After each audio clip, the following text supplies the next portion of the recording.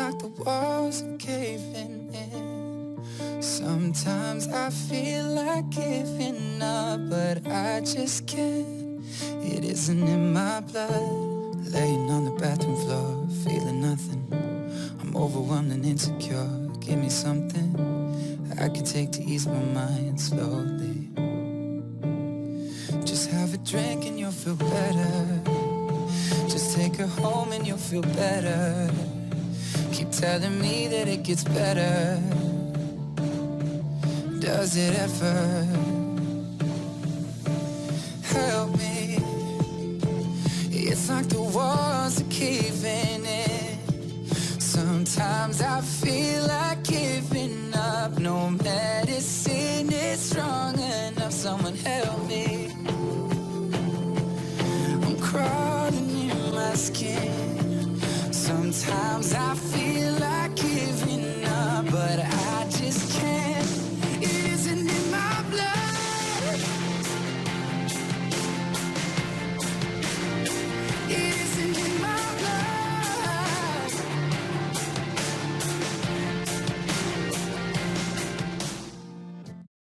You may notice that the first 15 minutes of the AAPI mental health webinar are missing. This is due to an unfortunate technological error. That said, we were able to start the video with tangible tips for managers and colleagues on how to speak to their staff authentically about their wellness. We still believe you will be able to see the power and impact of the remaining session.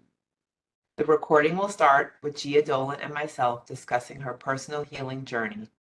Gia joined Mutual of America in July 2022 and has held positions in audit, compliance, and accounting during her 14-plus year career. Outside of work, she's passionate about volunteering as an advocate for survivors of sexual assault and intimate partner violence. Now let's join the video. It's really important for me that we develop a culture of trust and understanding, and employees feeling empowered to state what they need. Yeah. And also for managers and employees to have conversations about those kinds of things. What do you need? How can we help to make you more fulfilled, to that point of fulfilled and empowered? So I want to highlight that as a takeaway that I think is a really important takeaway from what you said. So part of this is also a learning, right? So we have managers on the line, we have your colleagues are on the line. If you think back to you returned from leave, and again, we're talking about this from you took time for your mental wellness. This could be the same as if you went out for medical, right? So Any reason. A physical medical reasons, for any reason. But I think it's really important to share from your perspective what was helpful and maybe what wasn't helpful. So what, as managers are thinking about how to navigate this, as employees are how to navigate it as a manager or for themselves or with their colleagues, what were the things that you found to be helpful? Yeah, absolutely. So first and foremost, I think the seemingly simplest, but really difficult thing that seems simple to ask is asking someone how they're doing genuinely and taking the time to wait for their response. I think it's something that's so simple, and I think we've become so accustomed to, hey, how are you? I'm good, and keep it moving. And so there's something really meaningful that when someone really takes the time to ask how you are, and really and even when there might be something going on that's uncomfortable, someone being willing to put themselves in discomfort is so meaningful, because even if it's not, it shows that they care enough about you to put themselves in the discomfort of asking you something that maybe they don't want to hear the answer to. It will be difficult for them or uncomfortable for them. So that was incredibly helpful, and I'm still very grateful, and can remember, right, like who those people are, and so they stand out. I feel like it's not what someone says to you, but it's how they made you feel. Yes, right? Exactly. Yeah. Exactly. And also this is another simple yet tough one, which is asking, when people ask me, and one person in particular was very good at this, and I try to do it now, what support looked like to me. And I think I was just like, what? I was so taken aback by it because it was such a powerful question. And really beautiful because someone asking you what support looks like to you is really putting the ball in your court to tell them what it is you need and not what they think you need or what they might need in the situation. And then respecting what that is something that goes such a long, long way. These are friendship tips, by the way. Yeah, yeah. That too, yeah. How much time we have on my? Okay. And I'll mention quickly, so, and also acknowledging growth. I think, there was an exec I was particularly close with, and, he, again, in having uncomfortable conversations, right? He stopped me one day and he said, you've grown so tremendously professionally after a few years of my healing journey, which, wasn't always pretty. And so he said, I'm so impressed. I've always known you were a smart woman, but the focus wasn't always there. But it seems like you've grown tremendously in that. And he was right, because the focus wasn't there. I was so busy kind of assessing my surroundings all the time that I wasn't focused, which may have been seen as personality trait or be a little ditzy or however else you might categorize that kind of characteristic. But he was absolutely right. But it was also nice to hear, right? It was nice to get that acknowledgement of growth in a professional way that all the work I had been doing was paying off. Anything that was unhelpful? Yeah, so I bring this up because I think it speaks to making assumptions and the negative impact making assumptions can have. So there's one particular individual where I mentioned my difficulty in focus depending on where I sit, and I'm quite jumpy, I guess, or when people approach me, it's a fear response, and I hate it about myself, to be honest with you. But and it's improved because I've done exposure therapy on it, and I've done work on it to not be so jumpy. But anyway, so it was sort of he thought it was funny in a way, and kind of would refer to me as shifty, like I was trying to hide something on my computer. That he didn't want to see. And again, it just made an assumption about why I reacted in the way that I did. And so again, there was no malintention there, but it's just something that maybe have awareness of. I think when assumptions are made, it stops the conversation before there's an opportunity for it to begin. Yeah, a joke is not a joke. Yeah, I mean, and again, intention, it's just an awareness thing. It's just something to be aware. Nobody's perfect. Yeah, and actually, by the way, I would say there's a bit of in that advocacy. So, like, if there's a bit of, again, I'll go back to being empowered and fulfilled. If it's important when someone does something that makes you feel uncomfortable, to the extent that you feel comfortable, is to also share with them that, because to your point, there's not always malintent, right? So of course, yeah. So this conversation is about a journey towards healing. Mm-hmm. So can you share with us some of your tips and tools that you have used on your own healing journey? Yes, absolutely.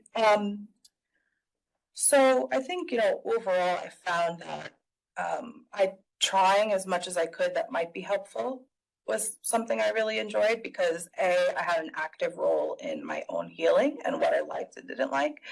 But it depended on my stage of healing as well, what worked best for me. So initially, I really took, when I made this decision, an intellectual deep dive and just immerse myself in as much knowledge and information from a medical perspective, from a psychological perspective, and just dove into understanding how my brain worked, how trauma manifests in the body, how all of these things that really kind of helped me to understand from an intellectual perspective what was going on with my mind and body.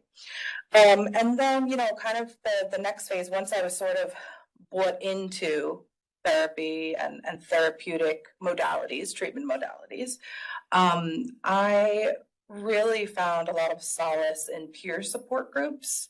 For me, that was probably the single greatest support for me. And I know Deborah's going to talk a little bit later about, the solace she found in the yoga community. And I really found that having individuals that were, in a judgment-free zone that really could support and understand and were in different phases of their own healing was really beautiful. And sometimes just not having people you don't have to explain things to is really nice. That just get it. And through that sort of started my volunteer journey, because I started to facilitate a number of peer support groups once, I felt like I was able to do that in my own healing journey. And then sort of brought me into the phase I'm in now, which is just trying to live honestly and continuing to grow, because it is still working, and I will continue to be working on my growth forever. It's a lifelong journey, but I think living authentically and bringing my authentic self to all encounters is really important to me, and it's a way that I stay in my values and true to this healing journey. I have a daily gratitude practice that I really enjoy. It really sets me off kind of on a good foot. I tend to be much more cynical naturally, so it helps kind of change that perspective. And really my greatest accomplishment is having the great honor of volunteering. Right now I volunteer with Mount Sinai Health Group as a patient advocate in emergency departments, really using sort of this newfound voice that I found to advocate for survivors of sexual assault and intimate partner violence through like crisis counseling and providing support, and using my voice for those that maybe haven't found theirs yet, or just having some laryngitis. So got it. Well, I am going to look at you, even though it's not looking at the camera. I thank you for sharing your You're very story. welcome. And as I said, our goal is to have a conversation in recognition of Mental Health Awareness Month. I'll also reference our beautiful HR dashboard. I mean, my team and I created it, so I'm going to pat ourselves on the back, but our beautiful HR dashboard, and we have posted on there mental health resources from Anthem. We also have, if you look again at LinkedIn Learning, we have some resources and videos around health, wellness, health, etc. So their resources are there, and we hope that our employees take advantage of it. So we're going to pretend that this is Oprah. We're going to pretend it's a commercial break, and we're going to say thank you to you, and we're going to welcome in Deborah. Thank you. Smoothly transition. Yes. Pretend the music is playing. Thanks, Julia, for your story and your healing story and all that you do for the community. Thank you so much. So, as I mentioned at the start, May is also AAPI month, Asian American Pacific Islander Heritage Month, and we had the good fortune of combining the two of them in one person. So, Deborah, thank you for joining us. Deborah, you are Asian descent that fulfills the AAIP. Check the box for that. And you're also a yogi, and that tracks the mental health and wellness month. So thank you for being the epitome of AAIP and of the month of May. So a little more about Deborah for our colleagues who don't know you. Deborah and her family immigrated here to the U.S. from the Philippines in 1998. Via a petition from your grandfather.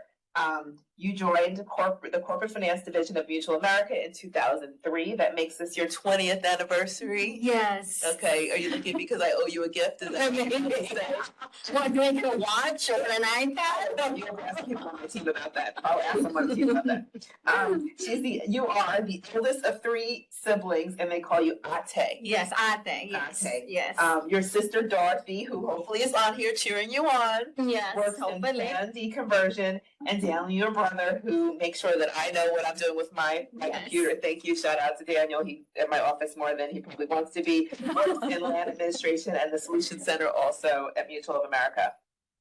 You completed your yoga teacher training, and became certified in 2014. You founded Yoga Journey with a partner and opened a boutique yoga studio in Douglaston, Queens in 2016. And you offer both in studio and live stream courses. I love yoga, by the way. Just recently, in the last few years, I've really become a yoga lover. So thank you for joining Oh, no, us. thank you. And actually, thank you, because while Gia kind of said, I think I have a story to tell, you didn't, and I voluntold you. So thank you for joining after we tracked you down and asked you to do this. Yes. Would you mind sharing your story with us? Oh, yes. Well, first of all, I would like to say good afternoon to everybody. And it's truly an honor and privilege to be invited. I think I got like the invite maybe less than 2 weeks ago or 3 weeks ago. Something like that. Yeah, something like that. Like I think I was like in a meeting or probably just wrapped up a meeting. Like, that's our life nowadays at Mutual, is like our calendars is filled up with meetings. But this is an opportunity that I cannot pass. I've been practicing yoga for 20 years, and without this practice, I think I will be a wreck, and I will not be the person that I am today without it. So this is my way of giving back to the practice that improved my life. And I think my goal still every day is to share this practice to as many people as I can. So that's why I'm here. In the yoga studio that we created, it's a small community. So I guess in this platform, at least I could I have a bigger platform to spread this beautiful practice. To be honest, like practicing yoga is not just about the physical aspect. It's not about doing a tree pose or maybe doing a handstand. No, yoga is so many things. It's both inner and outer practice. So there's so many good things that you can catch. You can learn from the practice of yoga, not just the physical, but also there's a lot of teachings there that are practical that you can apply in your daily life. And that's what I've been doing if I cannot go to the yoga studio or practice on my mat. Yeah. So tell me, how did you get to the practice of yoga? So it started for me basically over 20 years ago. I was very fortunate at an early age that I realized that I need something to ground myself, balance myself. I used to work at a law office, and at that time, at my level, I was like an entry-level legal assistant. And there was just a lot of pressure, expectation, timelines, and deadlines at that time for me. And I wasn't that experienced. So I'm feeling a lot of stress. And I've seen it through my parents as well. Like my parents, of course, like many immigrants, like we're all hardworking, dedicated to their jobs.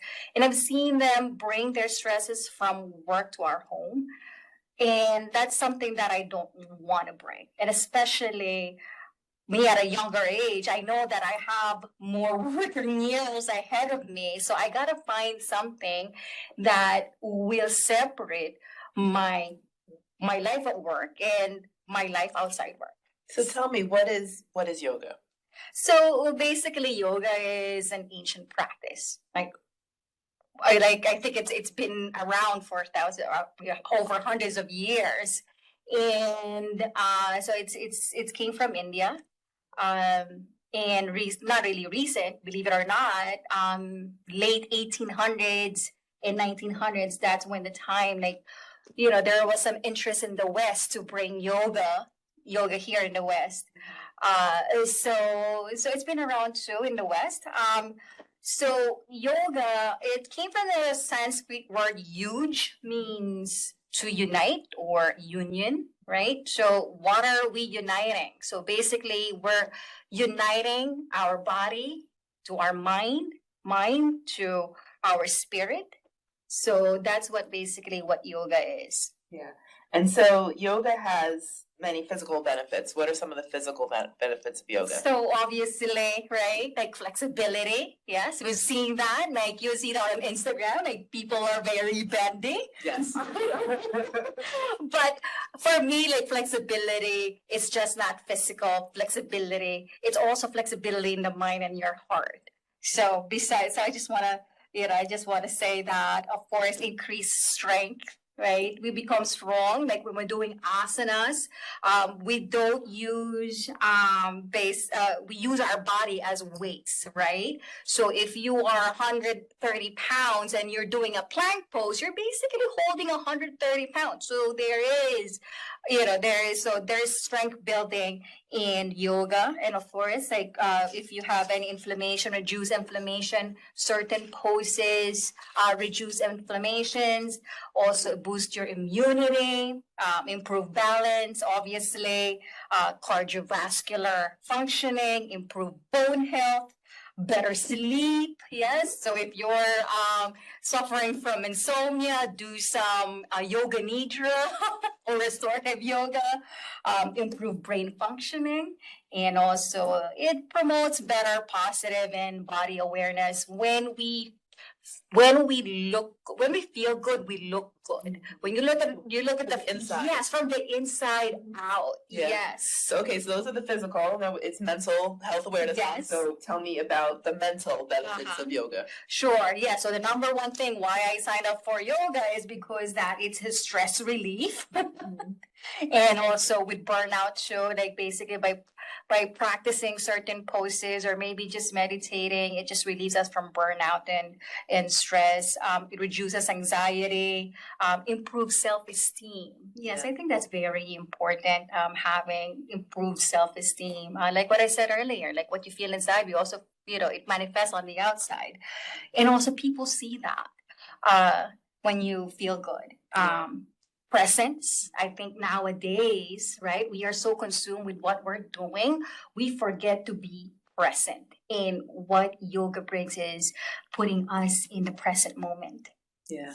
So I have a few questions that I can ask you, but Sure. we also have a surprise at the end because you're gonna do a demonstration for us. So I'm gonna bring Tish Cash on just to find out if we have any questions from the audience. Let's see, and if not, then I'll go back and ask the questions for a few more minutes, and then we'll do a close. So Tish. Hi. I don't see any questions just yet, but I will just say, as Deborah listed all the benefits, both physical and mental, I felt seen, and probably need to look into yoga myself. So thanks for that. If anyone does have any questions, we can certainly come back. And for that, you would use the Q&A section of the WebEx feature. Thank you. Okay. All right. So I know you're going to leave me again. So Deborah, tell me about Namaste. Namaste. Yes. What does that mean? It's a simple word, but it has a very good meaning. It means the divine in me honors the divine in you. Right. I've been to India years ago, and people will greet you with namaste. And I think if we see everybody as divine, right? Like I see divine in you, and divine in everybody. I think the world will be a better place, right? That's what I think. I'm feeling so much more mentally. Yeah. And so sometimes we take yoga classes, people chant Om. Yes. Why do they do that? Well, they said it's the vibration that started the universe, right? Like for me, like I like to chant Om when I teach in the beginning of my class and also at the end of my class, just to first is center my students, just to ground them, let them settle. And I think Om is like a nice way just to set the mood. Like, yeah, so we arrived, so now we're gonna chant, and okay, this is what we're gonna do. And then towards the end of class, when we leave class, again, like we chant Om. And of course, like say Namaste towards the end, just to cap, like we kind of start and end at Om. I mean, gosh, you're making me want to take a class. Okay. So the next question is, how can one start a meditation practice? We call it a practice, so it's a Yes, it practice, is. right? I assume because we're never really done, right? Yes. I assume. How do the people on the course on the call, if they've not done it before, how do you start a practice? Like a yoga. So Actually, like if you go to the cafeteria, if you've been to the cafeteria today, there's a couple of, I think, representatives from our fitness centers, and they actually have yoga classes downstairs. So that's a start. Videos online. There's a lot of material out there Yeah. to read on, to start on. Meditation, I think meditation is very challenging to most of us, but the first step in meditation is actually taking a pause. You know, sometimes we forget, like we just do. Like we're doing one task from one task to the next task, we forget to pause. Sometimes start with a pause. Yeah. And then follow it with gratitude. Yeah. And that's a beginning of a meditation practice. Yeah. And then, yeah. My birthday is this month. Not Oh. that I need everyone on the call to wish me happy birthday, but it's May 31st, and I'm a big birthday celebrator. And so I have a friend who every year in the month of May organizes. It's probably like 7 of us who have birthdays in May, and we do a gratitude. So every morning we're supposed to do some particular kind of workout, which I usually do because I do like to work out. But we're supposed to text each other every day with what we're grateful for that day. And to your point, there is a moment to we're so busy and we're so hectic, and sometimes we don't take stock that I do love. And some of my gratitudes are frivolous. One of my gratitudes was I was grateful that there was Wi-Fi in the train because I had been addicted to the show on Netflix and I got to watch it on my way home. I was grateful for that. But other ones where I was grateful my son came home from college and I was grateful, and they range. But it's just the pause and the grounding really help. And so I think we're gonna I think we have some comments that are coming in. So I'm gonna go back to Tish. I think we're gonna go back to Tish to see if she wants to share some of the comments with us. And then we'll close with you. Yeah. Hi. Yeah, we do have a couple of comments that came in since I was last on. One of which, and I will be respectful and not name them unless they ping me and say they wish to do so. But they did say they have taken yoga with you, Deborah, and that you were awesome. And they used to come out very peaceful. Another comment, similarly, I'm not taking yoga, but I do take Pilates, and there are many similar movements, and it makes me feel grounded and stronger. Thank you for reinforcing this. I'm not a fan of going to the gym, so this is a great alternative. Thanks again. Great. So All right. I'll see for now.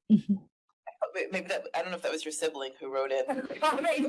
It was not. I should have made that disclaimer. It was not. So. Okay, so I think we have about how many minutes you're giving us here for? I think we're good, right? So yes, yeah, we did a good job. We have time to do some meditation and some breath work and some yoga poses. Okay, so we can't see everyone. Yes, we can. But they can see us. Yes. And Tish is gonna stay off camera. She's gonna make a decision on whether or not she wants to stay on camera. It's her decision. But I am. But I think I'll come back for a kind of a proper close, or maybe not, because we may go to the very end. And just in case you do, I do want to say thank you to Gia again. I'm looking at the camera, but I'm looking at you. Thank Gia for telling her story. I want to thank you, Deborah, for sharing your journey towards finding your kind of your healness and your healing and your wholeness as well, and common life.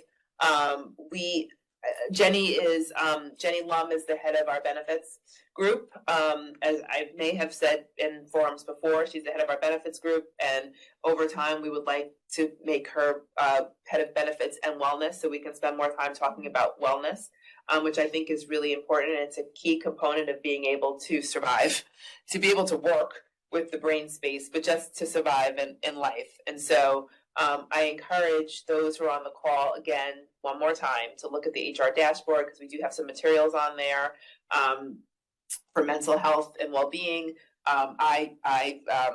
Something that's really important to me, actually, is mental health and well-being. Personally, having been affected by people who I wished had spent some more time thinking about their mental health, and it's a conversation that we need to have more often and more regularly with the right group of people. I'll do one more plug for LinkedIn Learning, because we have some really amazing resources on there related to this, as well as a plethora of courses just in general. Part of the reason we brought in LinkedIn Learning was to ensure that our employee population had an opportunity to be able to grow and develop at their own pace, in conjunction with the goal setting, which since I'm here and I'm the head of HR, I'll throw that in there too. The work that we're doing around goal setting and really helping people to think more thoroughly around their careers. But in the goal setting portion, there's a personal development piece on there. And I will tell you that there's someone on my team whose personal development goal was to be able to find more space for themselves. And I was okay with that. So I'm saying that aloud to you.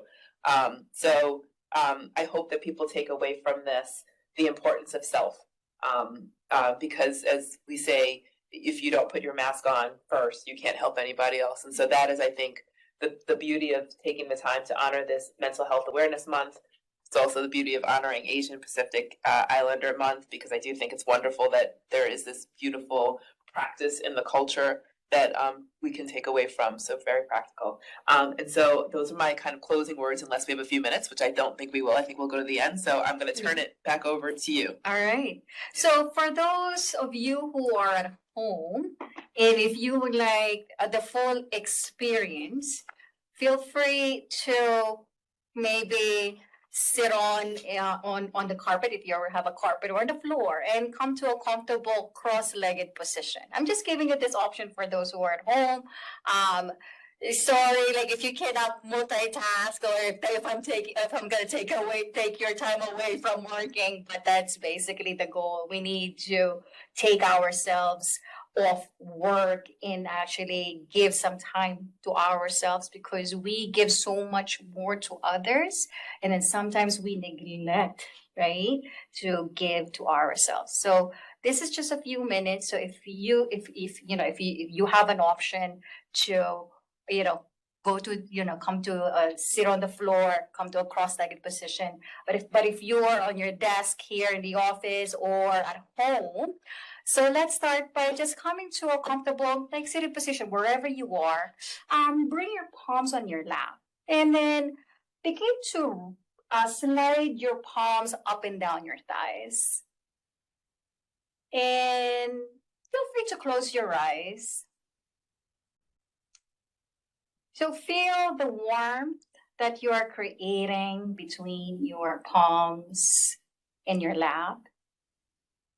And then allow the palms to land wherever they want to land. The body knows exactly where it wants to be. And then allow your chin to be parallel with the floor. Allowing your ears to stack over your shoulders. And then just imagine your shoulders drawing away from one another.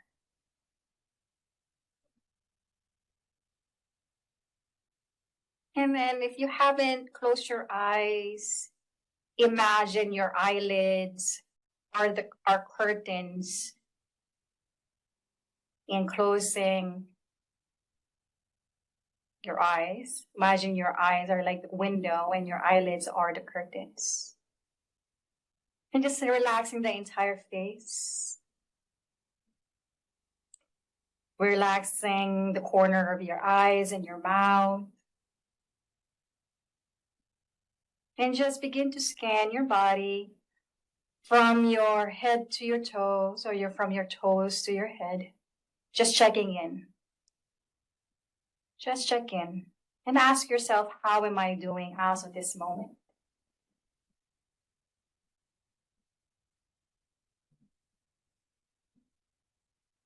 And as you scan your body, begin to take a deep inhale. And then slowly exhale. You can either exhale through the mouth or through the nose. We will do this 4 more times. Take a deep inhale. And exhale through the mouth. 3 more times. Inhale. And exhale through the mouth. 2 more. Inhale. And exhale out. Last one. Take a deep inhale. And exhale out.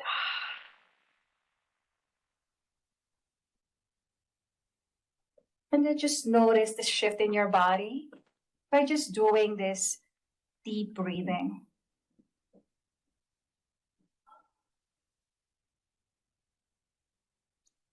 And if you have your eyes closed, slowly begin to open up your eyes. And let's do the fun part, which is the yoga part. Bringing your left palm on your lap. On your next inhale, let's reach our right arm up towards the ceiling. Yes. Reach, reach, reach, reach, reach, reach. Yes. And then from here, take your right palm and bring your right palm over the left ear. And then draw your right ear over the right shoulder, just to open up the left side of the neck. Feel free to close your eyes and just allow openness, right? Not just with the body, but also openness in your mind. It may be silly, like you're at your desk, like doing this, but hey, who cares? And then from here, on your next inhale, slowly come back to center, bring your right palm down. And let's bring our left palm up towards the ceiling. Reach your fingertips towards the ceiling. And then from here, as you exhale, bring your left palm over the right ear and draw your left ear over the left shoulder. Again, feel free to close the eyes and just breathe. And just allow gravity to draw that left ear towards the left shoulder. Allow the head to be heavy. And breathe. And then 2 more breaths here. Inhale. And exhale. Last one. Inhale. And exhale. Slowly coming back to center. Let's bring up our arms up. Both arms up. Yes, and turn our pinkies in. Yes, as if they're having a conversation, right? Releasing the shoulders, relax the shoulders. And then from here, on your exhale, let's twist over to the right. Your right palm behind you, your left palm on the outside of your right knee, and you're gonna go look over your right shoulder. Yes, breathing here, inhale. And exhale. Each time you inhale, find the length. And then each time you exhale, enjoy the space that you're creating. All right, on your next inhale, look over your opposite shoulder. To some of you, it's your left shoulder. Yes. And then slowly untwist, inhaling both arms up. And then let's exhale, twist over to the left palm behind you, right palm on the outside of the left knee this time around, and gaze over the left shoulder. Breathing here, inhale. And exhale. 2 more, inhale. And exhale. Last one, inhale. And exhale. On your next inhale, look over the opposite shoulder to counter twist. Yes. And then slowly untwist. All right. From here, bring both palms on your lap. We're going to do seated cat-cows. Yes. All right. So from here, on your next inhale, you're going to arch your back. You're going to reach your heart forward, maybe looking up, opening your throat. Yes. So this will remind us to always speak our truth, right? By opening up our throats. And then from here, on your next exhale, we're going to round our back. And bring our shoulders forward, bringing the chin towards our heart for cat pose. We will do this a few more times. On your next inhale, reach your heart forward, arching the back, gaze up, opening up the throat. And then from here, exhale, round the spine, bring the shoulders forward, bringing your chin towards your heart. 2 more times, inhale. And exhale and round. Last one, inhale for your cow pose. And exhale and round for your cat. And then from here, on your next inhale, just coming back to neutral spine. Yep. And from here, let's open up our arms into a T shape. Yep. This is going to be our last pose. Bring your right arm forward. Take your left hand, bring your left arm above the right hand. And from here, hold on to opposite shoulders. Yes, give yourselves a hug. And then from here, rock from side to side, just opening up the shoulders here.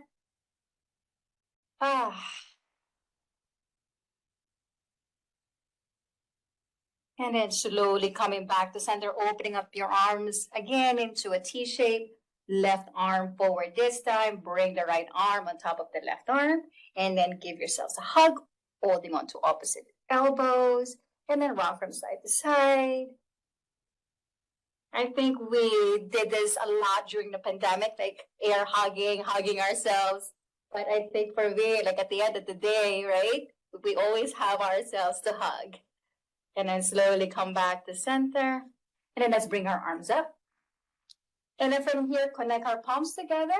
And then draw your palms at heart center. This is Anjali Mudra or prayer hands. And let's bow our minds towards our heart. And I would like to thank everybody for joining me, Tara and Gia, Tish, and everybody who's on the call today. The light and divine in me honors the light and divine in each and one of you. Namaste. Namaste. Thank you. No, thank you. I think with that, we have our outro. When the day that lies ahead of me seems impossible to face, when someone else instead of me always seems to know the way, then I look at you and the world's all right with me. Just one look at you and I know it's gonna be a lovely